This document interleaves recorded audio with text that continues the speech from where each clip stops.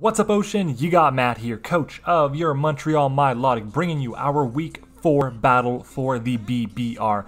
And today we are facing off against CBAD himself and his Detroit Steel Wings. Now, I am a really big fan of CBAD's team.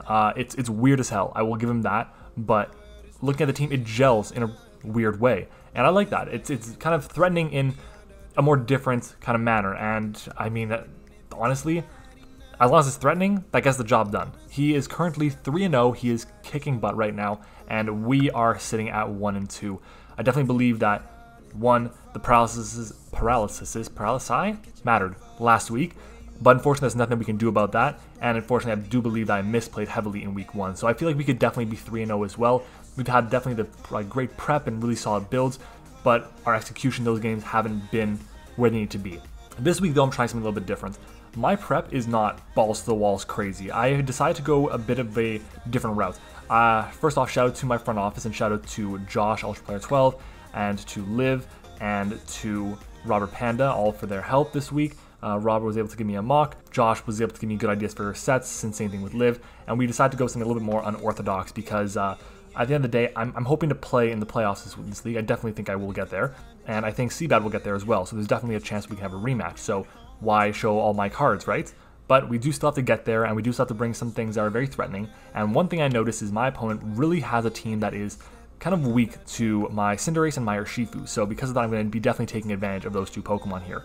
But looking at this matchup, my opponent has Hail, and that's definitely a problem because Alolan Sandslash is really strong against my team. Obviously, I have Trace Gardevoir, which can then trace the Slush Rush and outspeed it and hit it with a Mystical Fire to Oko it. I have Urshifu, which resists its dual stabs, and at the same time can fire off a very powerful Drain Punch or Close Combat, or whatever the case may be, even Asserting Strikes for that case. And he doesn't really have any good answers to Urshifu in general. Yeah, there's a Wartortle, but it's a Wartortle. It's got to carry in a Violet. It's probably going to be Rest Talk if it does come. Dusknoir can definitely be a potentially Rocky Helmet set to deal with my Urshifu and its Surging Strikes, but if he doesn't bring the Dusknoir, I just click Close Combat over and over and over, because even his resists in Noivern and Salazzle aren't really resists. So we definitely have that going for us. But at the end of the day, looking at it, I feel like it's a kind of a neutral matchup here. We have definitely a good shot. CBAD has a great shot, and we can kind of go from there. And I'm going to be playing as best as I possibly can this game and try and get a win because we could desperately need it. Now, starting off this team builder, I do want to say huge thank you to Liv. She's been amazing with all the thumbnails that you guys have been seeing on the channel, so huge thank you to her. She's been teaching me a lot of what she knows, so make sure to go and check her out. And if you guys did not know, we are on the road to 800 subscribers. We are getting close as of time of recording. We are 775, so I'd appreciate it if you guys have not already. Make sure to smash the subscribe button and like the video as well if you do enjoy it, because I'm trying to bring you guys the most educational, informative, and entertaining content I possibly can. But let's go ahead and get started with the team builder. Starting with our first Pokemon, it is our team captain. It is the Urshifu Rapid Strike. This Pokemon is carrying the Choice Band this week with Surging Strikes, Aqua Jet, Close Combat, and U-Turn.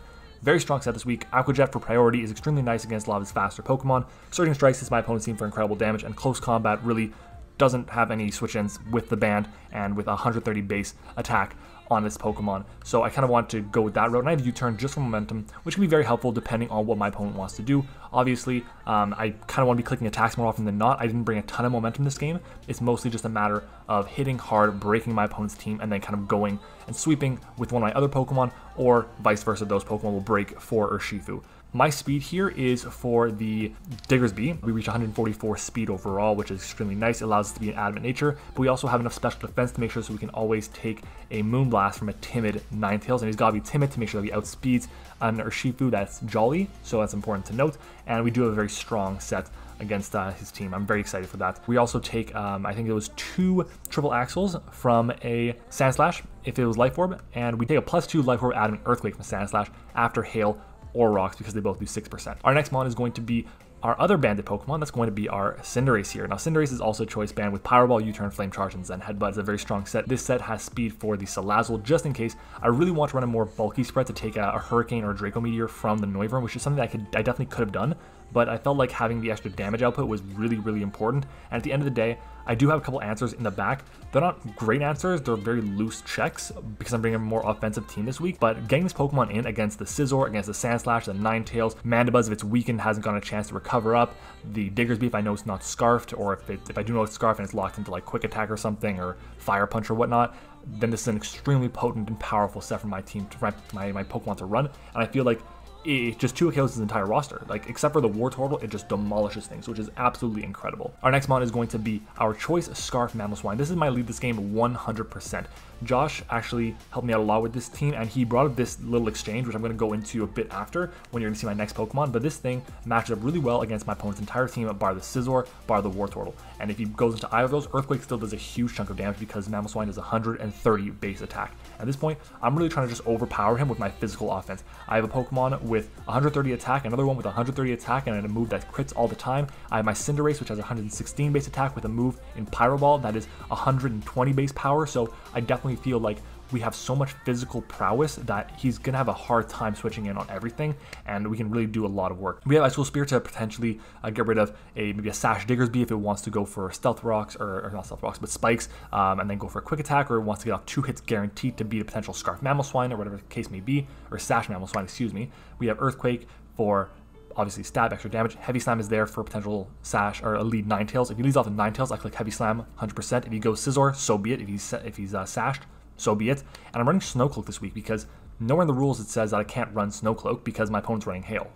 So I'll take advantage of that. What Snow Cloak does, it gives me an extra 25% chance to miss, or my opponent to miss an attack with their Pokemon on my Mamoswine if it's in Hail, which I will definitely take. If I can dodge a Blizzard, if I can dodge a Moonblast, something, whatever the case may be, I will definitely take that, and it could be very, very useful for my Pokemon, my Mamoswine. And this Pokemon also has speed for the Diggersby, reaching 144 base speed. Our next mon pairs extremely well with this, and this is where the funky stuff started happening with Josh. He recommended that I brought a eject button Copperajah. Why eject button, you may ask? Well, this Pokemon takes a hit from pretty much my opponent's entire roster, unless it's like Life Orb Fire Blast from Salazzle, and even then, because I'm leading with Mamoswine, he's not going to go hard into Salazzle. It's just not going to happen. So I have this Pokemon which will come in, take whatever hit he wants to go for. So if he decides, okay, I'm going to go into, I lead off with my, I don't know, Salazzle, I'm going to go into my Mandibuzz, okay?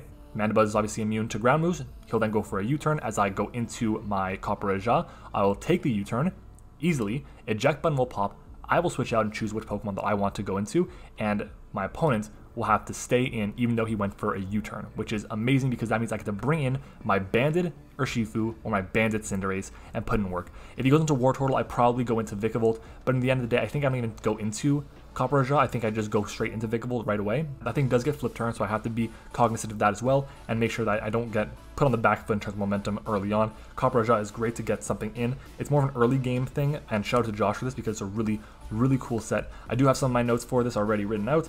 We take an Adamant Life Orb Earthquake from Sandslash, or we take a +2 Adamant Triple Axle, or we are 2-KO'd, or not 2-KO'd. We are not 2-KO'd by an Adamant Banded Triple Axle. We also take Life Orb Timid Flamethrowers from Salazzle, and we take an Adamant Life Orb Fire Punch from Diggersby, or a Jolly Banded Fire Punch from the same Diggersby. It's running Heat Crash for the Scizor, Play Rough with Sheer Force to do a ton of damage to the Mandibuzz, and the Adamant Nature really boosts it up a lot, and Stomping Tantrum is there for the Salazzle because that Pokemon is such a threat. If I can get it to either A, miss a Fire Blast, or B, will take the hits because it's not running a Life Orb Fire Blast, or it's running a it's not running a Life Orb Fire Blast, it's running a, I don't know, a Life Orb Flamethrower. We take the hit, fire back, Stomping Tantrum, bye Salazzle. I will definitely take that. And it's immunity to the poison moves, which is very important. Our next mon is going to be our Gardevoir, which is extremely weird. You see it's running Triple Axle. We are running Triple Axle on our Gardevoir. Why? Well, this Pokemon has Trace, and Josh said it. His team has amazing Pokemon with really good abilities. We got Technician Scizor, we got access to Huge Power Diggersby, we have access to Corrosion on Salazzle, we have access to Frisk on Noivern and on Dusknoir, we have Slush Rush on Sandslash, Volt Absorb on Jolteon, so there's so many different things that are really important. And we got, another thing, Overcoat on Mandibuzz, which means that we won't be taking hail damage as well. So there's so many different options. The cool thing about this set is, one, we outspeed the Diggersby. That's kind of the base speed I was looking at right there, and it's very important that we do outspeed them because, one, we have Trace, and if we trace Huge Power with our investment in our attack, yes, I know we have a negative attack nature, we actually have a 93% chance to KO a no investment Diggersby with triple axle. I know, it's crazy. I'm running the Assault Vest on this set because I want to have a better way to handle a hit from Noivern or two, a hit from Jolteon, a hit from the Ninetales as well. Basically just a way to take a hit from those things. I take a Salazzle Sludge Wave, which is fantastic, and I can fire back a Psy Shock and Oko that thing. Moonblast is there. With my investment in special attack, it always 2 KOs a Mandibuzz if it's not carrying leftovers. If it is carrying leftovers, it's like 75% chance that I get the 2 KO. I have to get like 2 min rolls, so it is what it is. But at the end of the day, I just keep firing Moonblasts and go from there. Mystical Fire is there because this is a good revenge killer for the Sandslash. Just bring it in, Mystical Fire, get the KO because I will outspeed with the Slush Rush Traced ability. And yeah, so it's a really strong set, and it's one of the few Pokemon that's going to be shiny this week. Our next Pokemon is going to be our Vikavolt. This is our final mon, and this is kind of a fail-safe option. I don't want to say actually fail-safe, I just want to say it's a really useful option to have. A Throat Spray Agility Vikavolt does wonders against my opponent's team. I can make it outspeed, adamant, what is that thing called? Sandslash, and I can allow it to just demolish his team. But at the end of the day, he could be running Jolly in fear of that, which makes sense. But webs are very valuable this week. I'm running Volt Switch, Energy Ball, Sticky Web, and Roost. Roost is there for longevity, obviously. I have the heavy-duty boots because I want to make sure that I can come in on hazards, just in case. Looking at my opponent's team, he does have a couple hazard setters. He has the Sandslash against rocks, and that's actually it. Yeah, never mind me. I'm going to switch this over. I'm going to be Occaberry, so you guys are seeing Occaberry right now. Occaberry is going to be my set because it actually lets me take Fire Punches from the Diggersby. It lets me take Flamethrowers from Fire Blast from the Salazzle as well, and then fire back a Volt Switch, or get up my webs guaranteed, and I can go into my Urshifu or something, fire off attacks on my Scarf Mamoswine, and just kind of break my opponent's team. He does have a lot of Rapid Spinners and Defoggers. That is what I want to say. That's what I was thinking of, and I do want to go and just kind of keep webs up on my opponent's side of the field because Cinderace and Urshifu under webs, good God, there are no switch-ins. Everything is 2 KO'd, and I will definitely take advantage of that in this matchup. With our EV spread on this Vikavolt, if I wrote down, I did not, damn, but we actually take quite a few hits from we actually are never O-code,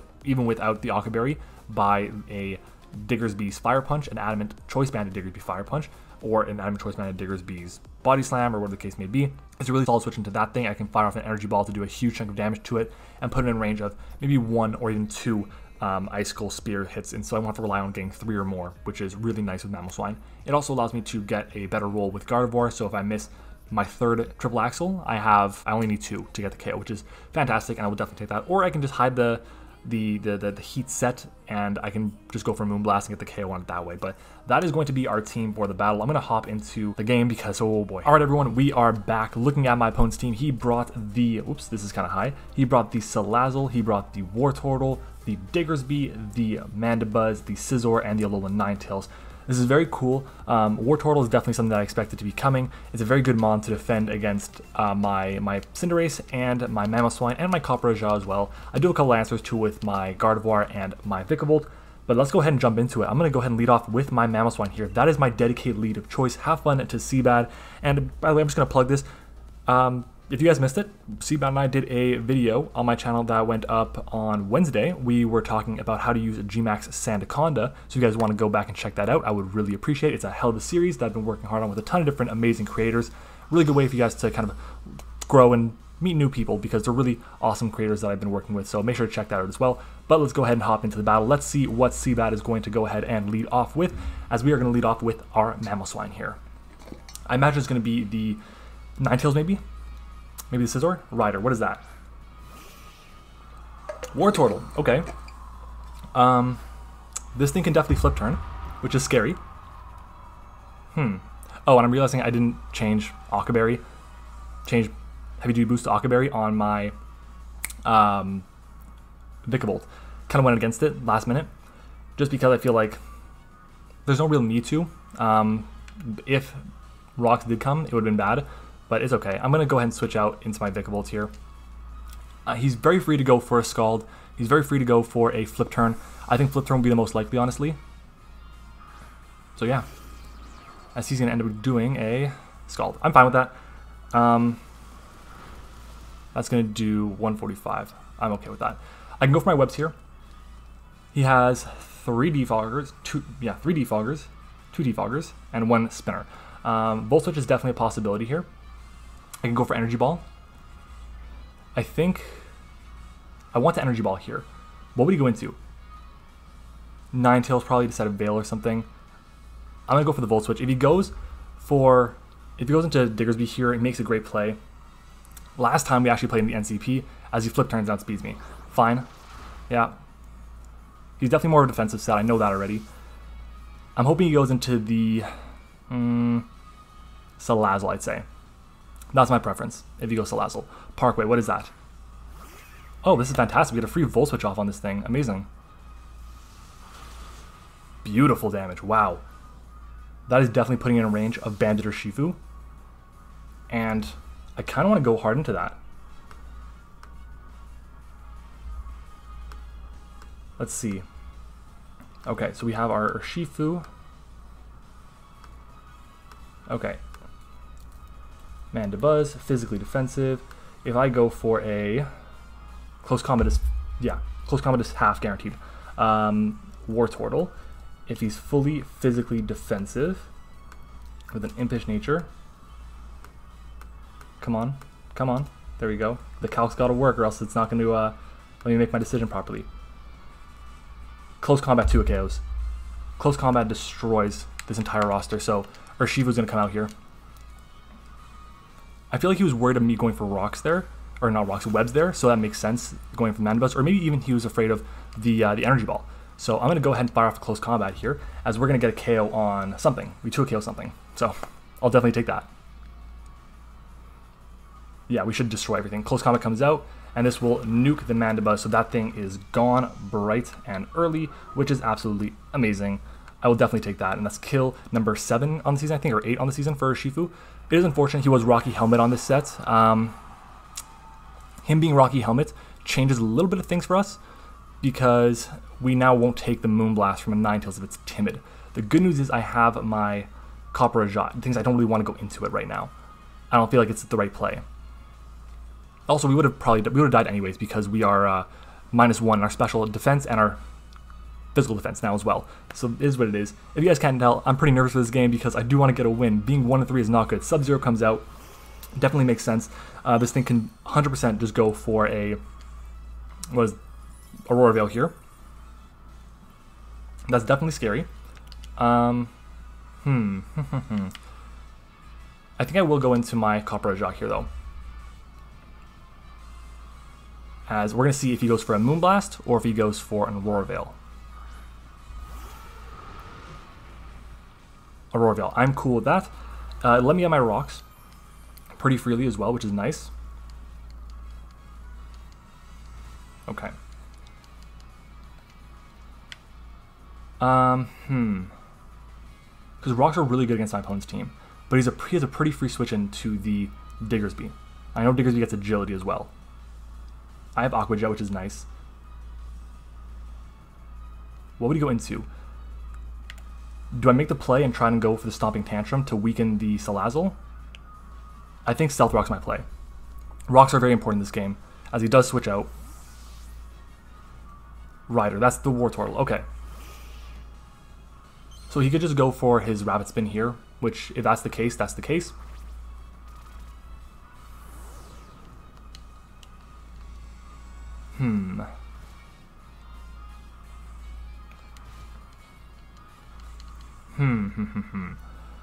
He could easily go for a flip turn here, and I think I still have to make the Vikavolt play.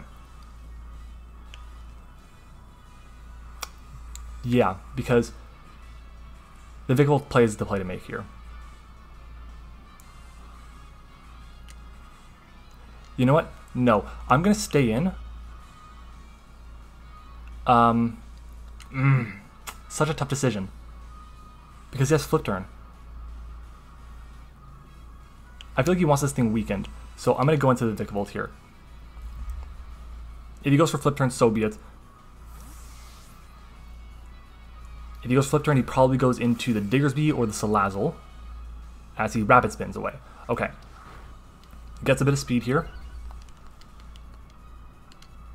I'm thinking my play is, at this point we have 3 turns of Veil up so far.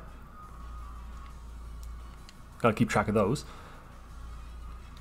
I'm definitely thinking about roosting here.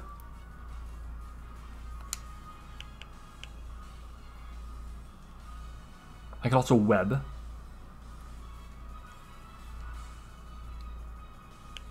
I'm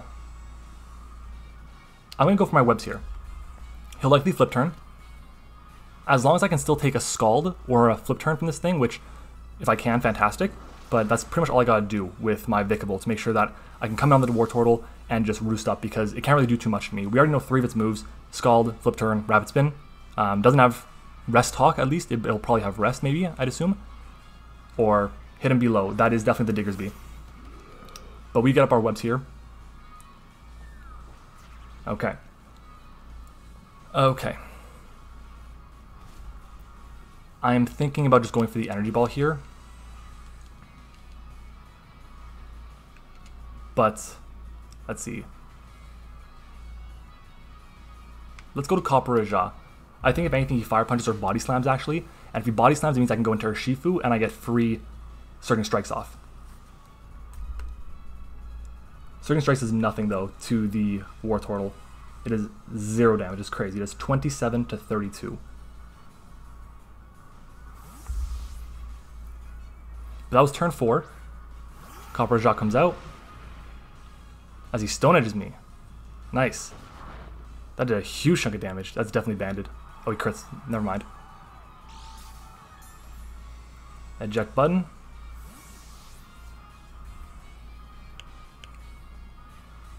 Do I go into Gardevoir and reveal the tech? No, Urshifu's the play here. I'm doing a lot less calcing this game, trying to kind of go with the flow of it a little bit better. I'll calc when I need to, and the hail stops, and the Veil doesn't stop, so I guess he's Light Clay. Aurora Veil. Oops, I saw that there. Yeah, so he's definitely Light Clay. I want to go for... Because how much is Surging Strikes doing to Wartortle behind Veil? Where is Aurora Veil? There it is. 26 to 31. I can freely U-turn here. U-turn's my play. That's fine. As he switches out, we're going to get good chunk, good chip damage, good chip damage off on the Wartortle. Lowering its speed, which means that my Vikavolt will outspeed it.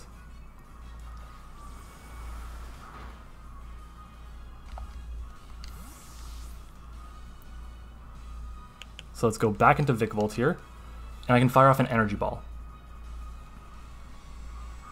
Should have 2 turns left of Veil now. God, Veil is so scary.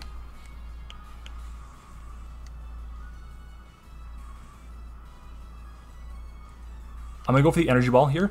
It'll put the Diggersby in a closer range for me, and if he decides to Flip Turn out, he Flip Turns out. If he decides to Rapid Spin, he decides to Rapid Spin, so be it.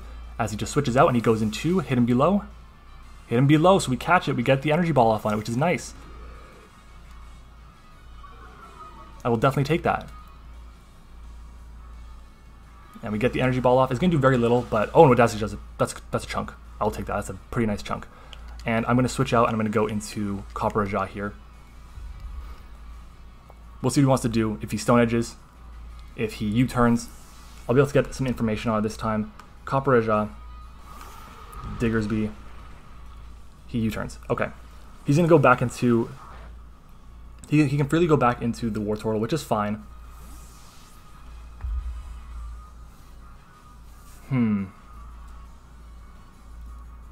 Rider, yeah.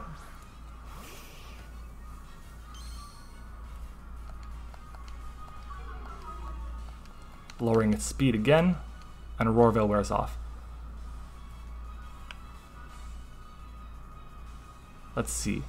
I think I can switch back into Vikavolt here. He's going to go for a Rapid Spin. Maybe the Gardevoir's the play. Because at that point I can Moonblast pretty freely.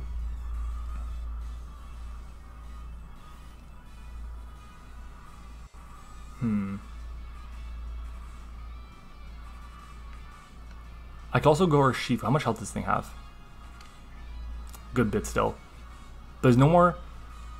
Yeah, I'm going to go into the Urshifu here.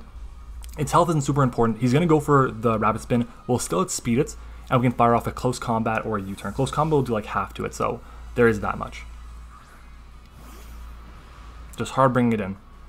As he Rapid Spins, of course.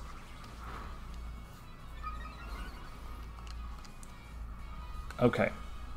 So Wartortle against Urshifu. There is no more Veil. U-turn will do 20 to 24. He is not in range, unfortunately. I'm going to go for the U-turn, though. And we shall see what he wants to do as we U-turn out again. Going to get big damage off on this thing. So now we're slowly but surely putting it in range of when I can just go for close combat over and over.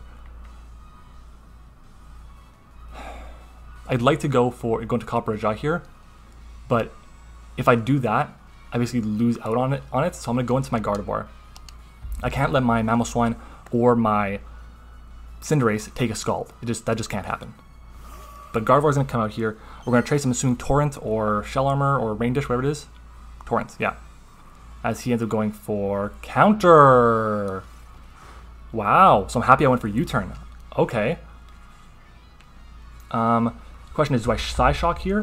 Do I Mystical Fire? It's a 50-50. I think my best play is going to be a Mystical Fire. And we know all four of his moves now, which is great, by the way.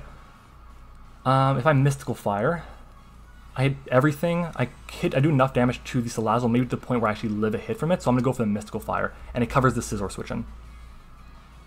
Mystical Fire. Okay, so he decided to stay in.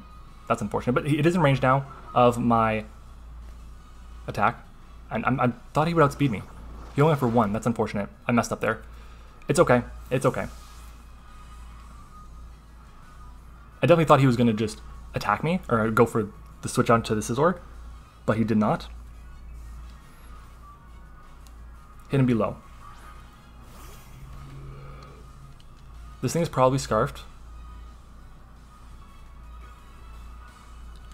He might go for Quick Attack. I think I'm just going to Moonblast here. This set isn't that important for the rest of the game here, so I'm just going to Moonblast. Okay, so he is Scarf. That's going to get the KO on me. So down goes Gardevoir. It's our first death of the game.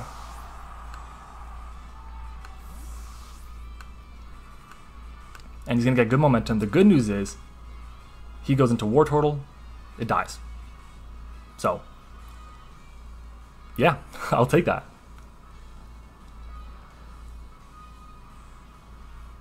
Honestly, even now, I can just go for Earthquake. But he goes into Wartortle, which means I get free access to Urshifu, and I get to click Close Combat.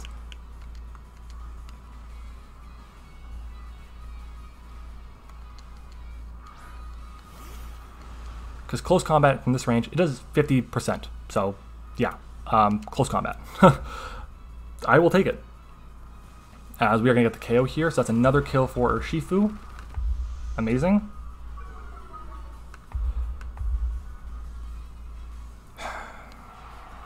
I'm just worried now that I'm not going to be able to get up my webs.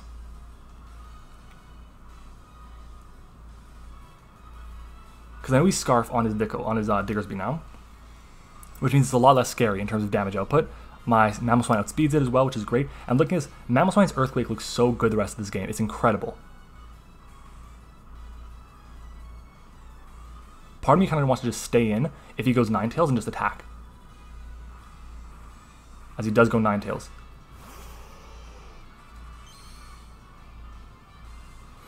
If I stay in and attack and he kills me, I can go Mamoswine. I can go Cinderace. There's no Veil up. And he has no switch-ins thereafter. So I'm going to go for the Close Combat here. And we'll see. Moonblast. Got me. Alright. That's okay. Urshifu goes down. It got 2 kills. It broke down his team, which I'm fine with. But I can freely go into Cinderace. And I click Banded Pyro Ball. How much does Pyro Ball, Banded Pyro Ball be that? That'd be it. Whatever the words are. Cinderace, there you are, against Salazzle. Whoops, that was Salamence. Salazzle. 74 to 81 to 88. That's insane.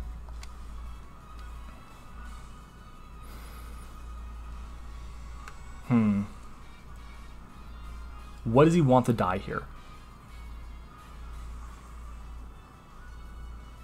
I'll just Pyro Ball. I'll just do it. We'll get a KO against 3 of his Pokemon. We'll get a KO on Salazzle with this next one. Decay, that's the Salazzle.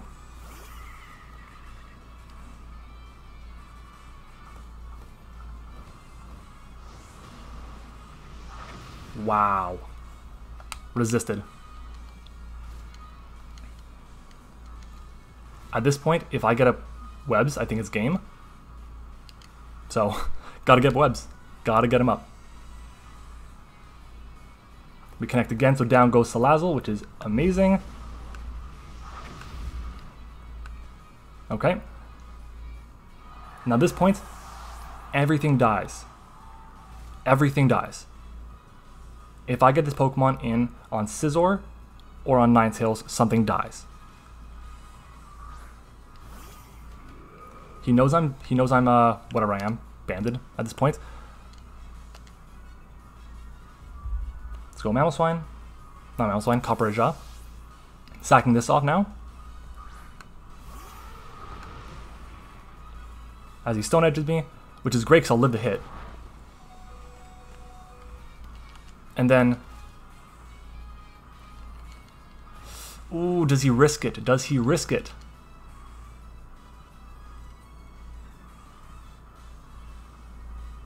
Let's Heat Crash here. Switch out, baby. Switch out. Go into Scizor. Stone Edge. He missed. Yeah, I'm going to take that. It's 80% accurate. And Copperajah gets the KO, so I'm not going to deny it. That was pretty big. I'm surprised he went for the Stone Edge, though, instead of going for a Fire Punch or a Body Slam or something, because I'm sure 2 Body Slams would have definitely gotten the KO on Copperajah, considering how much Stone Edge did to me. So maybe he's not carrying it. Based on that, he probably isn't carrying it. So yeah, but this is looking good for us. Sub-Zero comes out.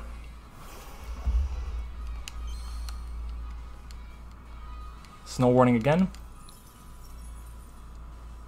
With Heat Crash, I should be able to get the KO through... No, not Heat Crash. I don't have Iron Head, which sucks. I wish I had Iron Head now. But with the damage I'm doing to this thing, I should get the KO with Pyro Ball through Veil. As he sets up Veil.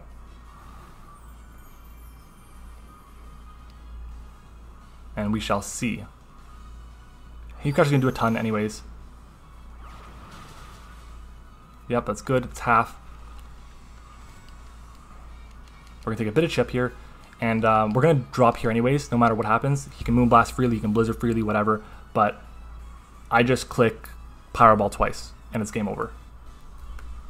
Like, the Scissor's got to have Occaberry and still behind Veil. He'll be behind Veil for sure, but he's got to have Occaberry as well. And if he does have the Occaberry, that's fine.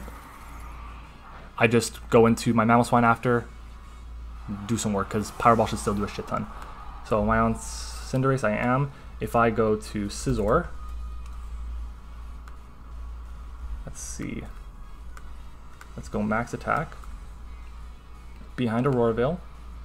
We still do, if he's just max HP. Behind Veil, we do 160 to 186. Wow. That's phenomenal. Pyro Ball comes out. And let's see.